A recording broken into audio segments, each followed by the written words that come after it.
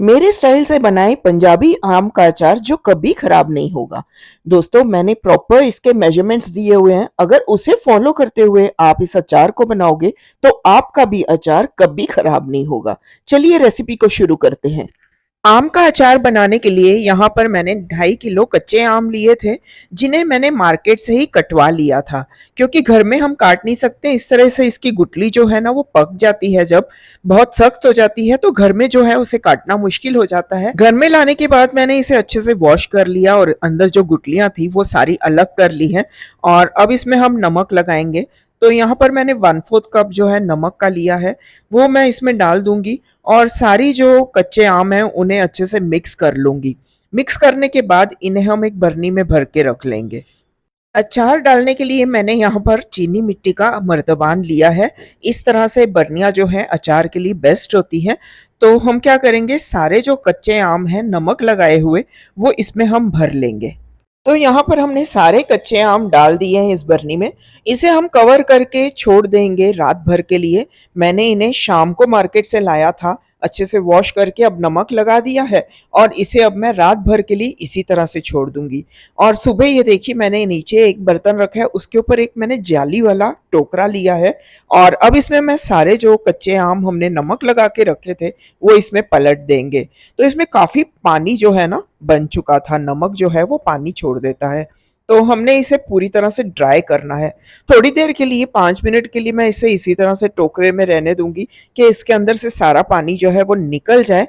उसके बाद ये जो सारी कच्ची कैरियां हैं इन्हें हम धूप में सुखाएंगे। इसके अंदर की नमी जो है वो पूरी निकल जानी चाहिए। तो ये देखिए, मैंने एक कपड़ा नीचे बिछा लिया है और सारे कच्चे आम को मैं डाल रही हूँ धूप में सूखने के लिए। तो आप देख सकते हो सारे कच्चे आम हमने फैला दिए हैं। इससे क्या होगा, इसके अंदर की नमी जो है वो पूरी खत्म हो जाएगी। चलिए तब तक बाकी तैयारी कर लेते हैं। तो यहाँ पर मैंने सरसों का तेल लिया है, जिसे हमने गरम करना है। और इतना गरम करना है कि ये देखिए इसमें से धुएं आने चाहिए, इसकी स्मेल बिल्कुल निकल जाएगी। और इस तरह से करने से ये साल भर तक खराब नहीं होगा। और अब हम बाकी के मसाले लेते हैं। तो यहाँ पर मैंने 100 ग्राम सौंफ ली है, इसे हम हल्का सा रोस्ट कर लेंगे। रोस्ट करने से क्या होता है, इसके अंदर की नमी वगैरह जो है वो खत्म हो जाती है और फिर अचार खराब नहीं होता। स्लो गैस पे हमने सौंफ को कर लिया है रोस्ट, इसे हम निकाल लेते हैं। और इसी पैन में अब हम मेथी दाना डाल देंगे। मेथी दाना भी हमने यहाँ पर 100 ग्राम ही लिया है, इसे भी हम हल्का हल्का रोस्ट कर लेते हैं। गैस की फ्लेम हम यहाँ पर स्लो ही रखेंगे। कभी भी आप कोई भी मसाले वगैरह रोस्ट करते हो ना, तो फ्लेम जो है वो बिल्कुल लो होनी चाहिए। तो चलिए, यहाँ पर हमारा मेथी दाना भी रोस्ट हो चुका है, इसे भी हम एक प्लेट में निकाल लेते हैं।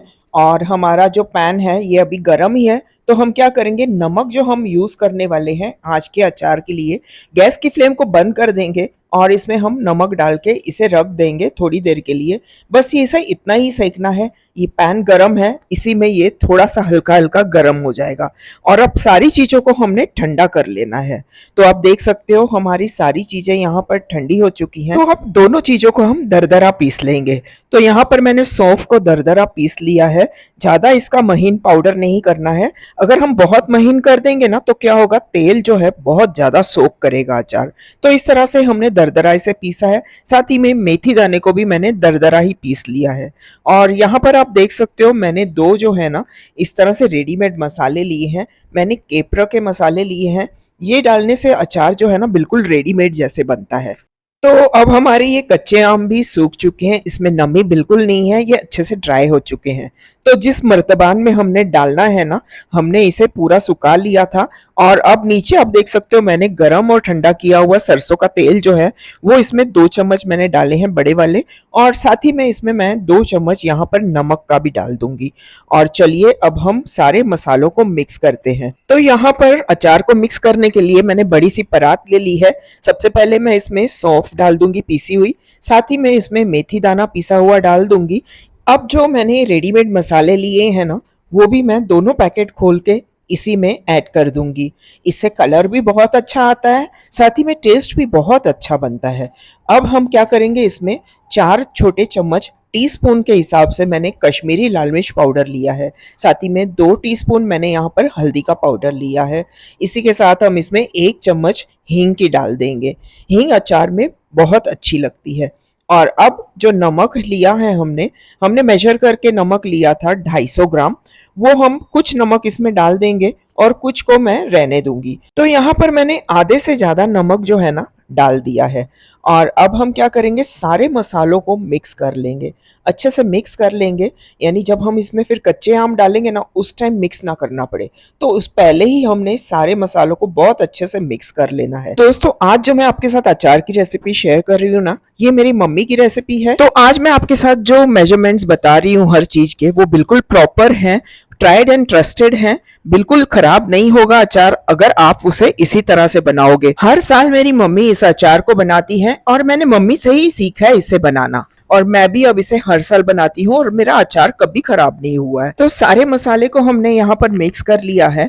और अब जो कच्चे आम हैं जिन्हें हमने धूप में सुखा लिया था, वो सारे हम इसी में डाल देंगे और सभी को हम अच्छे से मिक्स करेंगे। मसाले को पूरी नीचे से लेते हुए हाथों से इसे हमने मिक्स करना है। चम्मच वगैरह से भी आप मिक्स कर सकते हो, बट हाथों से जो मिक्स होता है ना, वो एकदम प्रॉपर होता है।